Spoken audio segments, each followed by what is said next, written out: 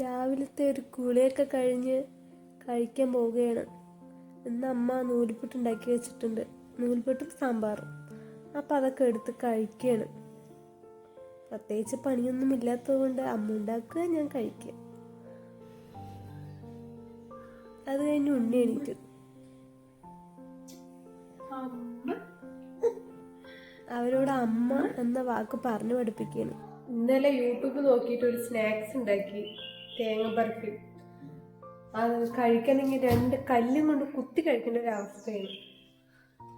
അത്രയ്ക്ക് ഫ്ലോപ്പായി പോയി തേങ്ങ ബർഫി. ഉണ്ടാക്കിയാണ് എക്സാമ്പിൾ ഞാൻ കാണിച്ചു തരാം. തേങ്ങ ബർഫിന്റെ അവസ്ഥ എന്താണെന്ന്.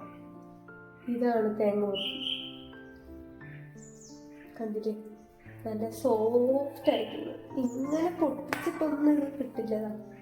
നല്ല ബലത്തോടെ പിടിച്ച് അമർത്തിയിട്ട് വേണം ഇതൊന്ന് പൊട്ടിക്കാൻ.